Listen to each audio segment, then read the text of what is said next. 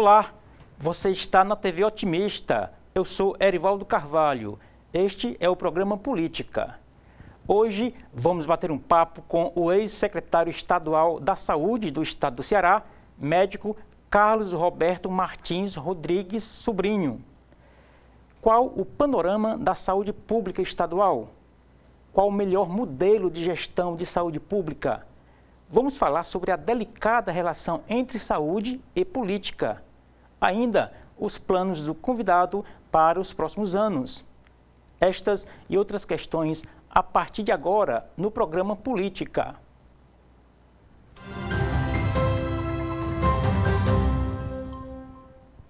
Carlos Roberto Martins Rodrigues Sobrinho, mais conhecido por Dr. Cabeto, é médico. O convidado tem doutorado em cardiologia pela Universidade de São Paulo, a USP.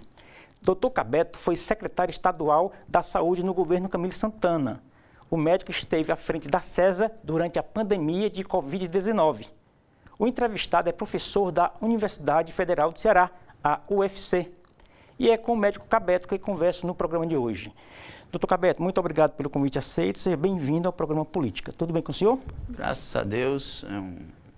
É um prazer estar aqui de novo na TV Otimista, né? E agradecer a receptividade, Erivaldo. E estou aqui disposto, né, a levar informação à população, que é uma coisa tão importante. Exatamente. Né? Então, procurarei ser bem conciso e claro para que a população, aliás, tem sido uma prática minha, procurar dar dados à população através da imprensa para que ela faça julgamentos, ela saiba cobrar, ela compreenda o panorama que nós estamos vivendo. Certo. Doutor Cabeto, nós tivemos a crise sanitária gravíssima, a pandemia. O senhor esteve à frente à época da CESA, conforme eu falei aqui na abertura do programa, e de lá para cá, 5 anos se passaram. Eu pergunto ao senhor, que aprendizagens, se tiver havido, o senhor destacaria? Olha, a primeira aprendizagem é que a pandemia, eu tenho dito isso diversas vezes, aliás, mesmo antes, bem precocemente, mesmo durante a pandemia, eu dizia, olha, a pandemia vai escancarar as fragilidades do estado do Ceará, especificamente também do estado brasileiro. E foi isso que aconteceu, né? A pandemia mostrou que nós temos um sistema de saúde muito frágil, que muitas vezes a população sabe na prática, quando vai nas UPAs, quando procura fazer uma consulta. A grande maioria dos cidadãos cearenses acabam pagando exames privados, porque não conseguem acessar. Às vezes, junta ali a família, eu faço no meu ambulatório lá na universidade, a grande maioria pagou o exame aí nessas clínicas populares, muitas vezes tecnicamente inadequados. O outro ponto importante é que escancara uma fragilidade social do tamanho da que o Ceará tem. Não é verdade no Sudeste e no Sul do Brasil, mas um estado que depende, mais da metade da população depende de Bolsa Família, mostra a fragilidade. Um estado que se mostrou incapaz de fazer um desenvolvimento com inclusão adequada.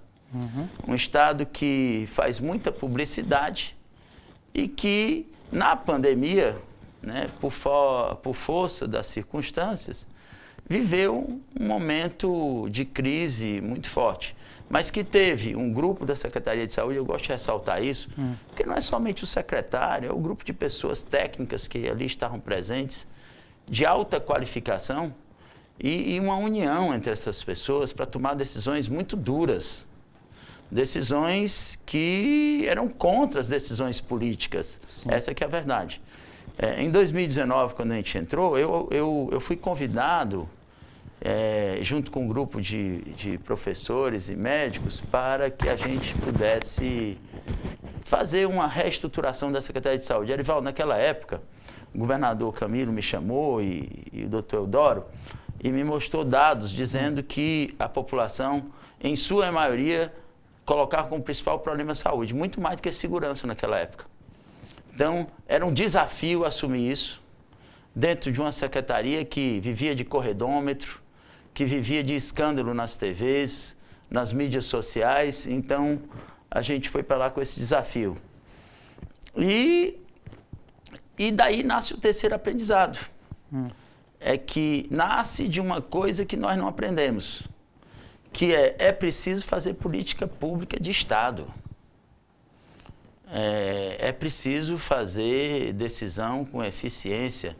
O Ceará não tem sido pródigo nessa vertente. O senhor diz porque a gestão pública ela olha mais para o aspecto eleitoral do quase do que governo, exclusivamente. do prefeito? Quase que exclusivamente. Esse foi o grande embate que eu tive desde 2019. Você lembra bem lá no começo? Dos consórcios, né? A questão dos consórcios, né? Lembro. Eu lembro bem que o consórcio ali da região de Camusim, eu tinha instituído uma regra que para ser presidente de consórcio tinha que ser o prefeito do município que tivesse menor mortalidade infantil no ano anterior, não era naquele ano, porque senão ele podia mudar o processo. E o então governador Camilo Santana me pediu para que exclusivamente nesse, já era uma promessa para o prefeito de Camusim assumir. E eu disse, olha, governador, o senhor me desculpe, eu não sabia desses acordos. Em princípio, a gente precisa estabelecer um critério ético e assim eu vou seguir. Ali foi o primeiro confronto. Entendi. Porque olha o que acontecia. O consórcio, ele servia, o Estado financia 80% das policlínicas e os 10 municípios, o resto dos 20%. Qual é o problema? Quando a gente foi averiguar, a capacidade de ocupação estava totalmente ociosa. As especialidades, tinha 40%, 50% de ociosidade em alguns deles. Recebendo dinheiro sem prestar o serviço. Segundo, eram consultas isoladas, ou seja, o cara pedia um cardiologista uma vez por semana. Ele não voltava mais para o cardiologista. Então, ele voltava para Fortaleza de novo. Terceiro, não prestava conta. Então, o usuário do SUS estava lá no município, vamos dizer, Camusim. Ele queria ir numa consulta de um nefrologista. Ele ia um mês, ele disse, não chegou a sua vez, o senhor está na fila. Aí a fila zerava de novo no outro mês. Entendi. E o prefeito dizia, o presidente do consórcio dizia, olha, tantos para você, tantos para você. Então, aquilo virou um mecanismo de política. Então, nós tentamos mudar a legislação diversas vezes, e a primeira medida foi, olha, vamos despolitizar a escolha do gestor. E vamos dar transparência. Ali, a partir dali, nós vivemos uma realidade que era o confronto dos acordos políticos do governador, da Assembleia Legislativa e dos prefeitos, e a política pública de saúde que vivia um caos. Todo mundo lembra do corredômetro, né?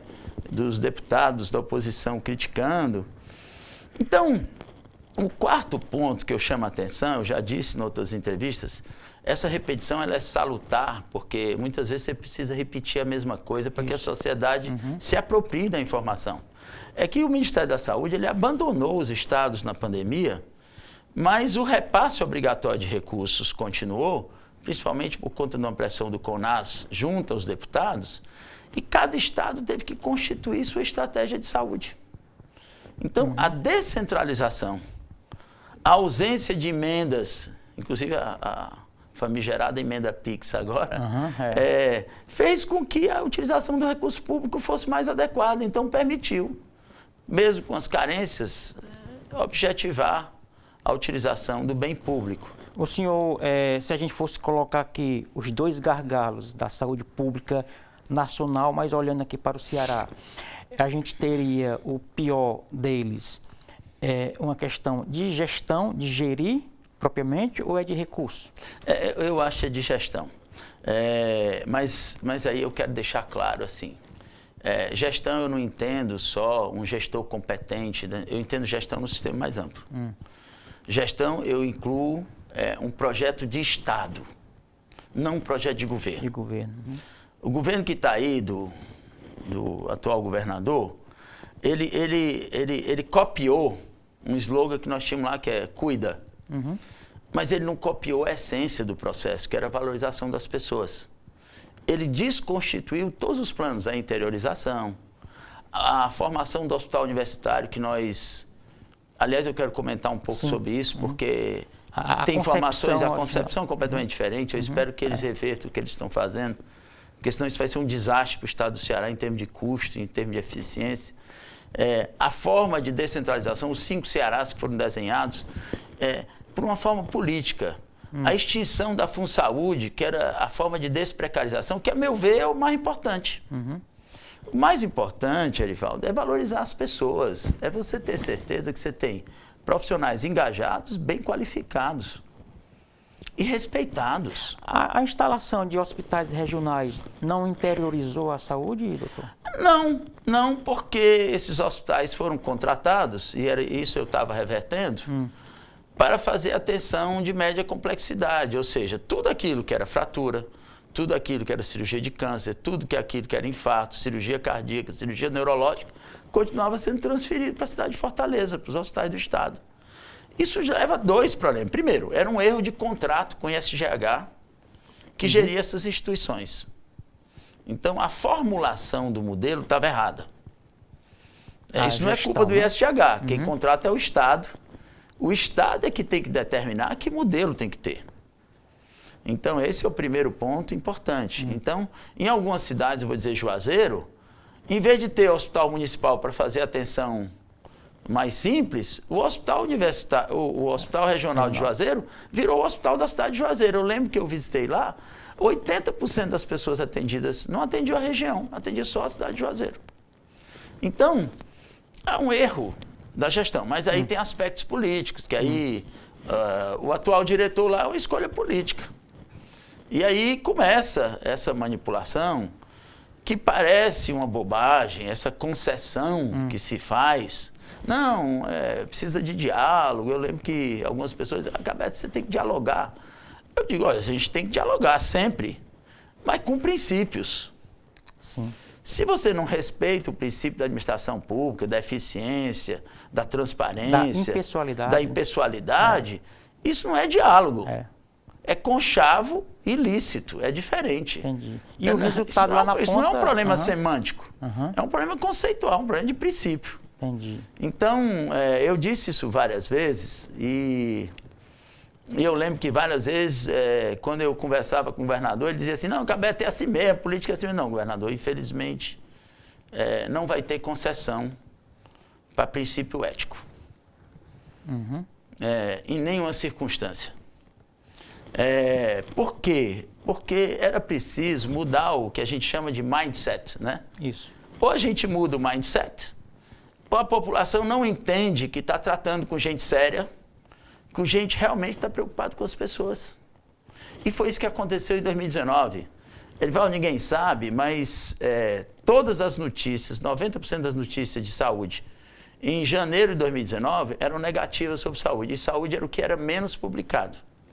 Em setembro, quando a gente lançou a plataforma de modernização da saúde, a saúde era mais publicada na imprensa e tinha 80% de notícia positiva. Mas não era notícia positiva porque o secretário da Casa Civil ligou para as televisões, como acontece hoje. Ou que anunciou em determinada televisão. É porque tinha resultado. É porque a plataforma mostrava para as pessoas que, primeiro, a gente valorizava o trabalhador. Segundo, era sério e era transparente. Terceiro, tinha IntegraSUS e a regulação era transparente. Terceiro, diminuiu as filas no interior. Quarto, zerou as emergências. E diminuiu o tempo de internação, melhorando a eficiência hospitalar. Mas tudo isso de forma muito transparente, de forma muito rígida, com um grupo muito sério, de gente muito competente, a quem eu, toda a vida que falo, tenho a maior gratidão e agradeço a oportunidade de ter tido a chance de trabalhar com essas pessoas e conhecer esse estado maravilhoso. Mas o senhor se sente, mesmo com esse legado que o senhor deixou, o senhor se sente em algum momento não reconhecido, um pouco frustrado com a sua passagem de forma alguma. De forma alguma. Eu aprendi uma coisa na vida. Você sabe que depois de 35 anos de medicina, eu sempre, quando atendo a pessoa, eu digo que é o seguinte, o doente faz mais bem a mim como médico do que eu a ele. A arte da medicina, ela tem essa coisa, assim, essa coisa de se doar, de traduzir para as pessoas algum conforto. É um privilégio. Eu acho que o homem público devia entender isso. E a outra coisa que é importante, e eu sempre deixei claro, é que o homem público deve ser um homem de transição. Por quê? Porque tudo aquilo que você acha que está certo, ele só está certo quando ele é julgado ao longo do tempo. Quando o tempo passa e as emoções dissipam, e aí sim a sociedade é capaz de dizer, não, o que ele colocou tinha razão. Às vezes até resgata, né? Resgata aquele passo, porque ele tem uma maturidade social. Costumo dizer que muitas descobertas no mundo, elas foram reconhecidas 100 anos depois. Ninguém sabe, talvez, que o microscópio, a correlação entre uma bactéria numa folha, a avaliação por um microscópio e a correlação com a doença levou mais de 100 anos. Então, o homem ele tem essa capacidade, né, de inovar, de entender, de debater, de discutir. Então, eu sinto uma pena porque eu esperava uma sociedade mais madura, eu esperava uma classe política mais madura. Entendi. Mas o que eu estou vendo é um resgate de uma política, pelo menos no Ceará, pré-histórica. Entendi. Doutor Cabeto, vamos fazer um rapidíssimo intervalo, tá bom? Daqui a pouco a gente retoma o papo aqui com o convidado de hoje na TV Otimista, no programa Política. Não saia daí, a gente volta já.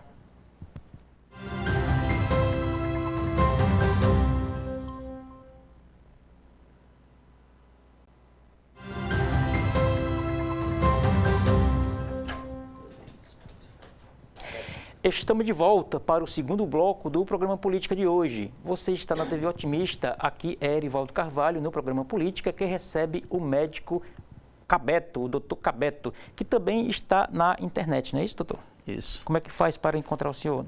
No Instagram, né, no Facebook, né? No Instagram é Cabeto Martins Rodrigues, né? Quem quiser me mandar mensagens, sugestões, né? É um Instagram técnico, né? Não é um Instagram de publicidade. Então, tudo aquilo que vocês acham importante, é um prazer recebê-los. Bacana. Doutor, vamos falar do hospital da UES, né? O hospital recém-inaugurado. O senhor é um dos responsáveis pela concepção da ideia.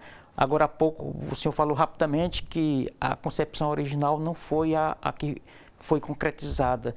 Explique melhor em que termos esse hospital foi concebido originalmente. Erivaldo, assim, eu acho até bom, porque assim, as pessoas perguntam por que eu estou falando tanto. Minha mulher diz, olha, você não tem medo de retaliação, de tal? E eu disse, olha, não tem medo. Eu acho que assim, quando você concebe uma coisa, você é eternamente responsável por ela. Então, eu tenho a obrigação de cobrar do governo para que uma obra desse tamanho, que foi planejada, orientada, decidida dentro da Secretaria de Saúde sob a minha coordenação, de novo, com uma série de técnicos que executaram esse trabalho com muita eficiência, com muita proficiência, eu tenho a obrigação de fazer essa crítica, porque senão eu estaria sendo omisso. Mas cabe aqui uma historinha, porque eu ouvi de algumas pessoas, Erivaldo, que queixas são contra erros na área de arquitetura e tal. Então, eu vou contar aqui uma história. Em 2019, quando nós lançamos a plataforma de modernização, o foco era valorização das pessoas, dos profissionais, descentralização e desenvolvimento sustentável. A saúde poderia ser, na nossa opinião, o grande vetor de desenvolvimento do estado do Ceará. E tem potencial para isso. E para que isso acontecesse, você tinha que ter instituições muito fortes na área de inovação, ciência e tecnologia. Isso. E para que agregasse empresas de alto valor, como empresas de tecnologia, empresas de inovação, empresas de inteligência e tal. E nós fizemos um belo trabalho com isso, e inclusive com a Secretaria de Desenvolvimento Econômico, junto com o Maia Júnior. Mas, só para lembrar do Distrito de Inovação, que foi uma grande ideia, que infelizmente depois eu posso comentar por que não foi para frente. Mas o hospital universitário, ele ia ser uma PPP, estava contratado uma PPP. Uma parceria público-privada. Uma parceria público-privada, para quem não entende, o Estado entra com uma parte, a empresa entra com a outra. Para fazer um hospital no anel viário de ortopedia, nós analisamos os contratos, analisamos o desenho do sistema de saúde e vimos que aquilo estava muito aquém, o gasto público ia ser muito alto. e a eficiência é muito baixa. Então, eu tinha um recurso do BID, que estava sob a gestão do secretário de Saúde. Procurei, então, o governador, procurei o dono da empresa que tinha ganho a PPP e disse para ele, olha, nós vamos mudar de plano. Nós vamos fazer hospitais de ensino, porque o Ceará tem que ter grandes hospitais de ensino para aumentar o desenvolvimento tecnológico e para fortalecer as residências em saúde, que é um grande problema e eu posso comentar depois. E o governador, a priori, titubeou, depois aceitou. Existia uma lei dentro do Estado que dizia o seguinte, qualquer obra, o projeto e a licitação tem que ocorrer na SOP. E, na época, o superintendente da SOP era o Quintino. A Secretaria de Obras Públicas. Secretaria de Obras Públicas. Então, o Quintino nos procurou na Secretaria de Saúde, junto com 2 arquitetas, e eu disse para ele, Quintino, eu tenho um recurso para contratar, fazer uma licitação de arquitetos na área hospitalar, que tem grandes arquitetos no Brasil, eu mesmo conhecia vários deles, por conta do hospital universitário, que vai agora, no dia 28, assinar o resto da construção. Tinha sido concebido por um grupo de empresários, junto comigo, que vai ser o novo hospital universitário da Universidade Federal do Ceará. Nós entregamos lá mais da metade do projeto pronto, com doações privadas. E nós procuramos o governador e o Quintino, que era o responsável, nos veio e disse, olha, nós vamos fazer dentro da própria SOP. Eu disse, Quintino, vocês não têm desculpa, o mau jeito, mas vocês não têm competência para fazer isso. Expertise, né? Expertise. E a gente precisa de um projeto executivo, por custo, sair a contento. E a gente já tinha feito um plano de necessidades, estruturado como é que era um hospital universitário. Tínhamos contratado o grupo Einstein de gestão para fazer isso. Mas eu fiquei cobrando o Quintino e o governador. Isso era começo do ano, começo de 2020. Quando chegou no final de 2020, eu fui chamado no Palácio e fui informado que havia uma licitação baseada em quantitativos, não com projeto, porque não tinha mais tempo. E que não ia mais ser usado recurso do BID, e sim recurso do Tesouro, que eu não precisava me preocupar. Olha, eu fiquei preocupado, porque eu sabia que o custo da obra ia aumentar muito. Se você licita um projeto executivo com as especificações adequadas, quem entende construção civil ou qualquer cidadão vai entender isso que eu estou dizendo. Se você faz um projeto quantitativo, você deixa muita margem para erro. E depois disso, esse consórcio que ganhasse ia licitar. Ia contratar uma empresa para fazer. Pouco tempo depois, eu recebo na secretaria a visita de um arquiteto ligado a uma empresa chamada Arquitetos, cujo proprietário foi chefe da Casa Civil, o Alexandre Landim, dizendo que eram eles que iam fazer o projeto de arquitetura. Bom, a partir daí nos coube manter o desenho de hospital de ensino e a licitação já tinha inclusive ocorrido. E fazer o melhor possível. Eu tenho olhado aí na imprensa e dentro do meio de profissionais de saúde crítica quanto à arquitetura, eu quero dizer o seguinte, eu não tenho nenhuma responsabilidade sobre o desenho de arquitetura. Eu tenho responsabilidade sobre o desenho institucional. E nem esse está sendo seguido. E o outro ponto, estão sendo colocados aí valores exorbitantes de 600 milhões e tal, não sei dizer. O fato é que isso é da inteira responsabilidade do governador do Estado e da Secretaria de Obras Públicas, que terceirizou o projeto de arquitetura depois de licitação com quantitativos. Eu lembro bem dessa discussão. Só que isso foi atrasado um ano, isso podia ter sido feito um ano antes. A outra coisa é que a FunSaúde, ela iria assumir isso depois de assumir Messejana e HGF. Olha o que eu tenho ouvido. Primeiro, isso ficou 2 anos parado.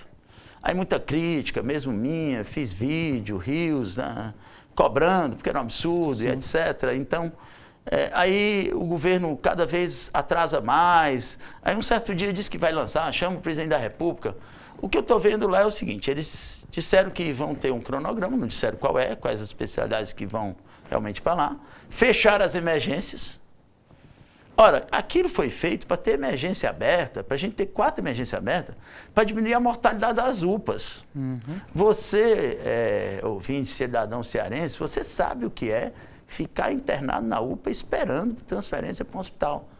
grande parte dos doentes, eu já disse isso de público, quando muito críticos, e aqueles que entram na justiça, nós levantamos isso, a maioria morre.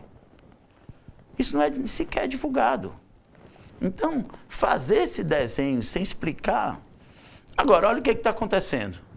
Botou um OS, nada contra a OS. A OS presta o serviço que ele é contratado. Mas não é um modelo aprovado, relativamente eficiente? É um modelo eficiente para determinadas funções. A OS faz o Valdemar de Alcântara, os hospitais regionais. Agora, quando você faz hospital universitário, a conversa é outra. Por que não credenciar outras OS para que a gente tenha termo comparativo de eficiência, como manda a gestão pública transparente? Primeiro ponto. Por que fazer rapidamente? E o pior, viu? Eu gostaria que o Tribunal do Trabalho, o Ministério Público, averiguasse, pelo que eu estou sabendo, vai ser uma parte de OS, uma parte de cooperativa. Os funcionários da FunSaúde que se transformaram em estatutário foram enganados.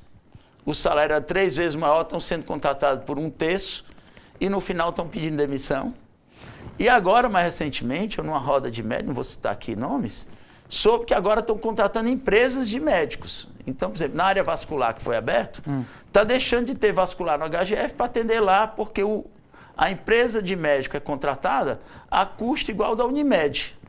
Ora, se a FunSaúde foi extinta porque alegaram que o custo era alto, custo alto é pagar bem funcionário, custo alto é reconhecer trabalho, eu já debati outras vezes. Aí você vai contratar empresas terceirizadas, como é que vai ficar esse custo? Isso vai fazer um corpo clínico coeso, qualificado. Então, cadê a participação das universidades? Cadê as participações dos centros de pesquisa? Isso foi discutido. Me parece muito mais publicidade, me parece não, tenho certeza, que é muito mais publicidade do que competência. Vai aqui meu respeito aos profissionais de saúde, mas é preciso que os nossos órgãos de controle realmente fiscalizem. Doutor, foi registrado na imprensa um certo estranhamento de o senhor não ter sido convidado, não sei se foi convidado, deixou de ir, não deixou, enfim, a ausência do senhor na festa política, digamos assim, na inauguração do hospital. Olha, isso não me estranhou, toca, não, né? Eu não estava preocupado com isso, aliás, se tivesse me convidado eu não tinha ido. Por um motivo simples, eu não faço parte do governo e dentro do próprio governo tive divergências éticas e de princípios, então isso não tem nada a ver. Não tinha ambiente para isso. Não tinha ambiente para isso, mas e aqui não cabe fingimento. Entendi.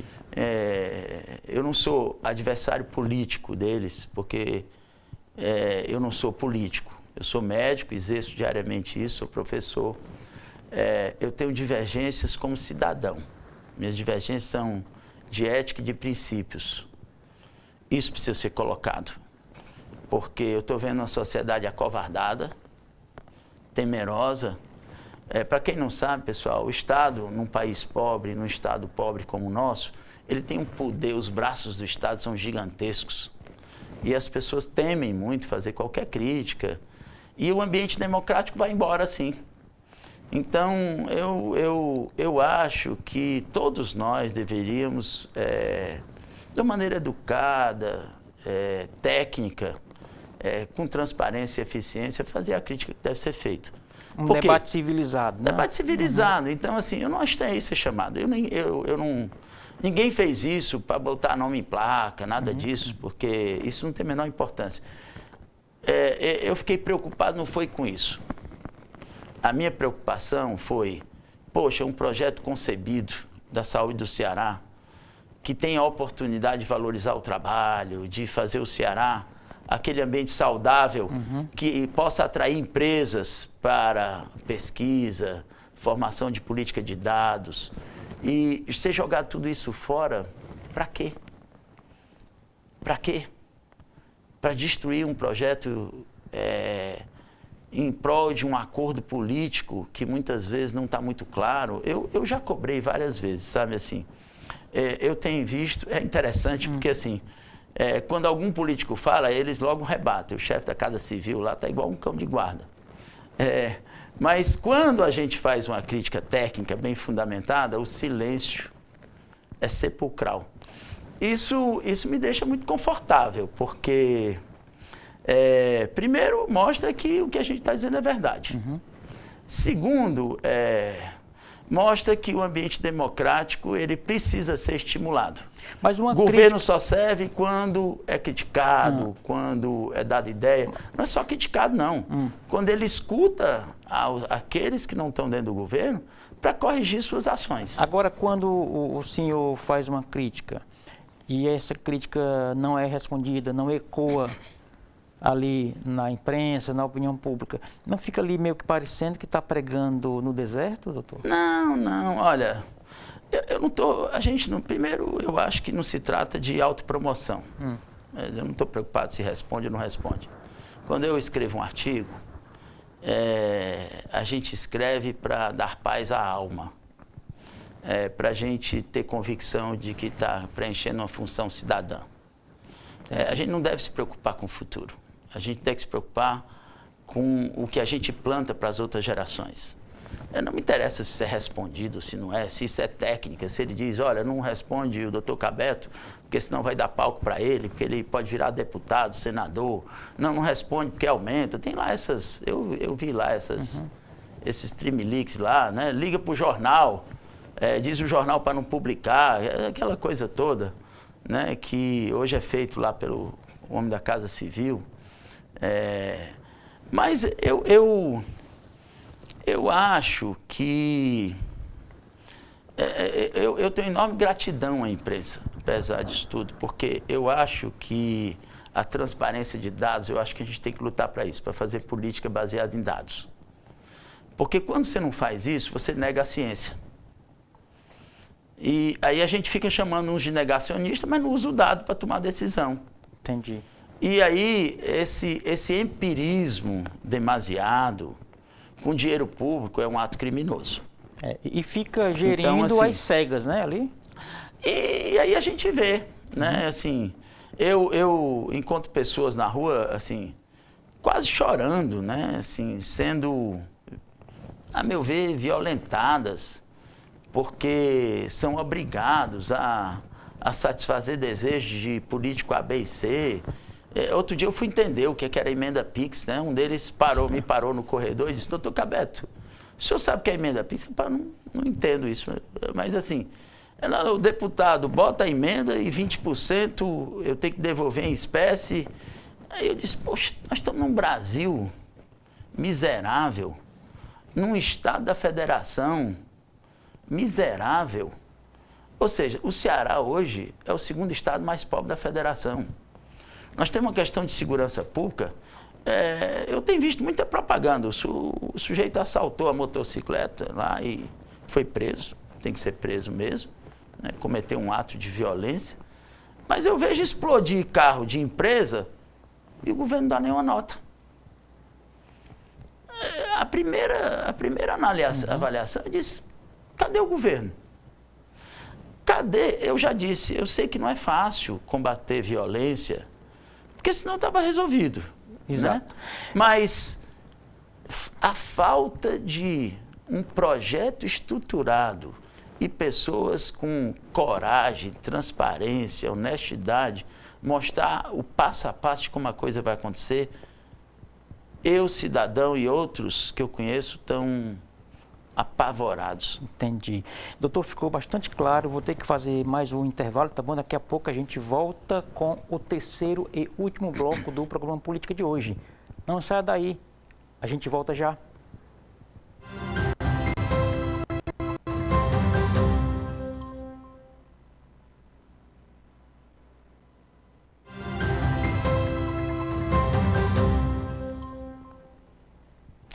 Estamos de volta para o terceiro e último bloco do programa Política de hoje. Você está na TV Otimista, eu sou Erivaldo Carvalho. Aqui no programa Política a gente recebe o doutor Cabeto.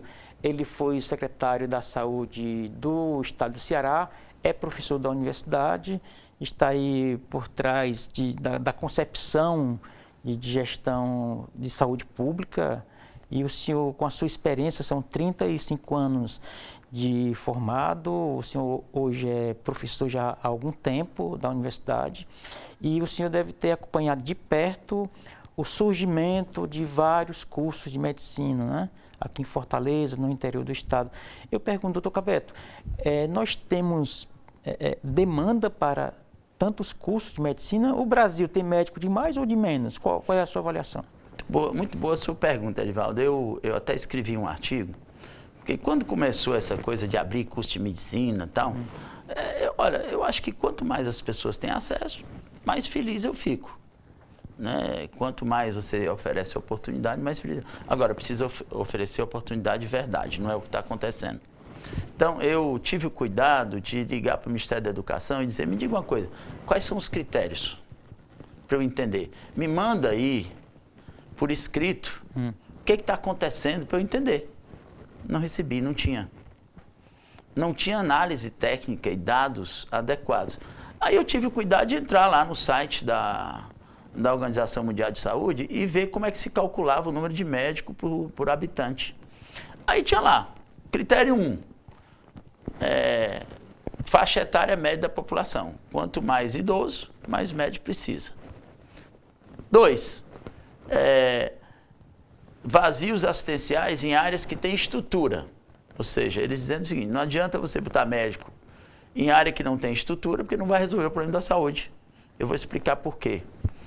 Terceiro, o Brasil já tinha atingido o número de médicos por 100 mil habitantes aos Estados Unidos. Aí, quarto, questões epidemiológicas. É óbvio que se você tem um aumento de AVC, infarto, doença crônica, precisa mais de médicos do que diarreias e daí por diante. Então, olha que coisa, eu não vi esse número calculado e essa análise bem feita dentro do Ministério. Aliás, eu pedi ao secretário executivo, porque eu queria fazer uma crítica consubstanciada, bem estruturada. Aí depois me preocupa o fato de isso não incorporar o aumento das residências. Eu tenho falado sobre isso. Quer dizer assim, o Estado brasileiro, menos de 30% dos médicos têm residência. Aí eu posso extrapolar aí para as outras áreas de saúde. E com isso vai passar para menos de 10%. A Inglaterra, que é o nosso modelo, o SUS, se baseia em muitos princípios do sistema inglês. Olha que coisa interessante. A cada ano de residência, o médico vai sendo liberado para uma atividade dentro do Estado inglês. Aqui não. Aqui pode tudo. Sabe o que acontece com isso? Cai a eficiência do atendimento médico, aumenta o custo, aumenta a mortalidade. Está provado isso. Então, me parece uma coisa esdrúxula quando, primeiro, eu acho que você tem que começar pela valorização dos professores. Os professores do Brasil estão abandonados. A gente vê pé de meia, a gente vê estímulo para licenciatura, mas não sei de onde. Mas eu vou dar um dado aqui que, para mim, eu obtive esse dado dentro de uma pessoa que está estudando isso no Brasil todo, não posso... Ele me pediu para não citar o nome, mas pode ser verificado esse dado. De cada 100 estudantes de escola pública brasileira, somente 65 chegam no final. Dos 35 abandonam. Dos 65, só 7 têm conhecimento mínimo de matemática. O senhor diz no ciclo do ensino médio, né? No ciclo do ensino completo. Completo, né? A parte fundamental e médio. Pessoal, olha, primeiro, a gente tem que olhar para a qualidade, porque a produtividade do operário, do cidadão, do empregado brasileiro é baixa. Se a produtividade é baixa, o país não cresce.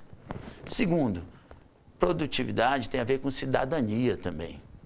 Terceiro, o modelo de ensino do Brasil é arcaico, é quantitativo, não é qualitativo.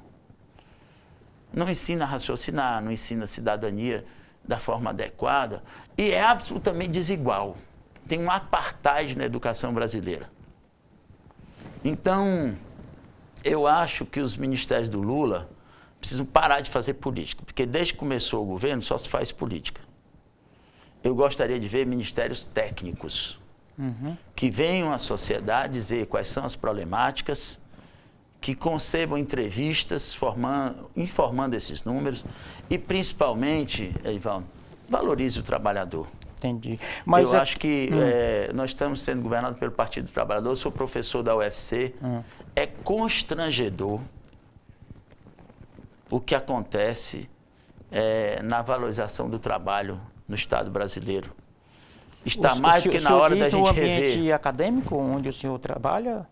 Ambiente acadêmico, porque a gente vê muito empenho para execução de obra. Até uma delas eu citei aqui, quer dizer, o Instituto de Ciências Médicas, junto com a sociedade civil, concebeu um hospital que antes ia ser um modelo para ampliar a área de alta tecnologia da Universidade Federal do Ceará. A universidade rompeu o acordo que tinha com a gente acabou cedendo o que tinha sido construído, com grandes benfeitores do Ceará, e Deus queira que a universidade conclua agora, e vai ser dada a ordem de serviço para concluir no dia 28, e aqui eu quero deixar de público, de novo, mais uma vez, a gratidão a todos aqueles, não vou citar todos, porque são inúmeros, nos 23 anos de trabalho sobre isso. Mas não é só de obra que vive um país.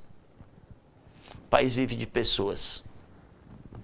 E eu não enxergo no governo atual, nem nos anteriores, nem no político, essa compreensão de que cidadania se constrói com respeito. Entendi. E isso afeta, o senhor fala, diretamente a educação como um todo e especificamente na formação médica, é isso? Afeta tudo, porque quando você tem... outro dia contei lá, eu posso estar esquecendo o número, mas vamos lá, vai ter 3 faculdades de medicina em Sobral, uma faculdade de medicina em Itapipoca, uma agora em Tapajé, um em Quixadá, um em Quixeramobim, 4 no Cariri, e daí por diante, assim... uma em Maracanaú, nada contra, pessoal. Mas você não pode aumentar todas as faculdades de medicina sem aumentar as residências, sem ter certeza que tem ambiente para formar. Nós não temos um hospital de ensino para isso. Formar médico, pessoal, é uma responsabilidade social grave. Está cheio de artigo, de estudos mostrando isso. Nos Estados Unidos aconteceu no passado essa ampliação, tiveram que fechar mais da metade. A gente já tem esses exemplos no Brasil. Eu fui procurado muitas vezes que o governo ele quer resolver o problema agudamente, né? Aí ele agora quer reeditar de novo mais médico, é um fracasso. Nada contra botar médico nas periferias. O problema não é esse, o problema é qualificar as pessoas, entender que quando se trata de saúde pública, grande parte da saúde pública tem a ver com renda per capita média, 70%, qualidade das moradias. Qualidade das moradias significa número de pessoas por cômodo, saneamento, acesso à educação próxima, transporte público, segurança. Pessoal, o Fortaleza hoje é uma grande favela. A pandemia mostrou um pouco isso. Quando o vírus espalhou para os bairros de periferia, a mortalidade aumentou vertiginosamente. E aí, eu não estou vendo um plano urbano decente. Eu vi o arquiteto Faustino, que é uma pessoa genial, decente, fazer o Fortaleza 2040. Cheguei a dialogar muitas vezes. O plano ficar esquecido. Por quê? Porque não há interesse político em discutir com verdade a ocupação das cidades. Se levar em conta somente especulação imobiliária. Nada contra o desenvolvimento, é muito bom. Só que a gente precisa incluir as pessoas, incluir de verdade. Incluir dando educação justa, incluir dando cidadania adequada, incluir dar acesso por igual. Aí eu concordo que a concorrência fica igual. Mas do jeito que nós estamos vendo, um país que é forçado a uma divisão, a meu ver, maléfica. Né? O senhor fala da polarização política? Essa polarização é uma palhaçada. Ela é proposital. Porque eu lembro que, na época da eleição para presidente da República, eu liguei para um articulista político em Brasília, eu disse, olha, vocês não vão discutir saúde, não? Nos debates? Teve uma campanha para presidente da República, ninguém discutiu. Ficou escrito, tinha acabado de sair. Mas geralmente aparece no programa de governo, né? As propostas, etc. Mas aquilo ali, aliás, o diagnóstico do centro. Aquilo ali a gente sabe como é feito. Aliás, se eu tenho um plano de futuro, aliás, eu estou saindo aí com uma pesquisa com os alunos sobre habilidades médicas no estado do Ceará. Mas quem quer fazer a coisa de verdade não esconde dado. Então, eu acho que ciência de dado hoje não é tudo, pessoal, porque tem a parte intuitiva, a parte que nem sempre vai para o dado. Mas é inconcebível você viver num estado às escuras, que é o que nós estamos vivendo. A percepção do cidadão de uma coisa é outra, o que aparece no marketing é outro. Entendi. A sensação de quem assiste uma campanha política é dizer, o que é isso? Onde é que eles estão vivendo? É meio descolado da realidade. Assim, é uma ilha da fantasia, né? Patrocinada pelo patrimônio público. E o senhor diria que essa falta de transparência ajuda nessa estratégia de comunicação? É proposital. Eu outro dia assisti um vídeo do Chico Anísio, aí ele disse assim, no mundo ideal, as pessoas não passariam fome e tal. É um vídeo muito bonito. E eu dizia assim, no mundo ideal, um homem público não se reelege, o cidadão cobra o que é devido, entende as dificuldades. No mundo ideal, as escolas são iguais, no mundo ideal, os professores são valorizados. No mundo ideal, a gente tem um político que fala claramente, a gente tem um liderado que respeita o líder, mas que o líder não é dono, ele não é um rei. Ele ouve atentamente as críticas e se justifica. Esse é o mundo ideal. Não adianta chorar na televisão, não adianta fazer teatro, proselitismo e daí por diante. Eu gostaria de dizer que no mundo ideal, esse jovem que está aí, que a meu ver é o futuro do Brasil, que eles discutam, debatam, que eles forcem a barra com paz, com serenidade, com eficiência e com técnica. Tá certo. A gente está chegando ao final do programa, estamos aqui na reta final, doutor. Eu queria saber dos planos políticos do senhor, que é filiado ao PSTB, né? Mas eu não tenho plano político, né? Hoje me dedico integralmente à minha atividade médica e com muito prazer, sabe? Assim, graças a Deus, é muito bom você acordar de manhã e fazer um ambulatório com os alunos. É muito bom você chegar no consultório e atender as pessoas. E é muito bom ser um cidadão político, como todos nós somos, e ter liberdade para criticar, né, para ouvir, para ser criticado também. Então, eu acho que eu preencho essa lacuna política que todo mundo tem, exercendo a cidadania e, graças a Deus, sendo oportunizada por gente como vocês da imprensa. Eu gosto sempre de agradecer e dizer o seguinte, olha, na pandemia a imprensa teve um papel fundamental. O Estado brasileiro abandonou e o consórcio de imprensa informou a população. Essa informação propiciou a população se defender. É dessa informação que nós estamos falando. A gente precisa saber a verdade sobre a segurança, a gente precisa saber a verdade sobre saúde pública, a gente precisa saber a mortalidade nos hospitais, a gente precisa saber como é que está a fila, a gente precisa saber a mortalidade nas UPAs, a gente precisa entender as estratégias do governo. Não publicidade. Publicidade faz crer o medo da verdade. Entendi. Pois, doutor Caberto, eu gostaria demais de agradecer a presença do senhor, que trouxe aqui um pouco da sua experiência, da sua inteligência para o nosso público. Os nossos agradecimentos, as suas rápidas despedidas. Muito obrigado, Evaldo. Muito obrigado. Eu quero de novo agradecer. Eu sou extremamente grato pela forma que foi recebido pelo cidadão cearense. Agradecer a todo o interior. Eu andei em vários lugares e fui sempre muito bem recebido. E agradecer ter um Ceará de gente tão dedicada e tão competente, que sabe fazer acontecer, independente de política, independente de qualquer pessoa. Então, continuem assim, porque assim vocês vão plantar para as próximas gerações. E eu sou só gratidão por ter assistido a isso tudo. Tá certo, doutor Cabed. Pois o nosso muito obrigado mais uma vez, parabéns pela história e um futuro aí ainda mais promissor para o senhor. Muita saúde. Muito obrigado, João. Um grande abraço a todos os cearenses, um abraço à TV Otimista. Muito obrigado pela oportunidade. Tá certo. E assim chegamos ao final da edição de hoje do programa Política. A todos o nosso muito obrigado pela companhia. Até o nosso próximo encontro. Forte abraço.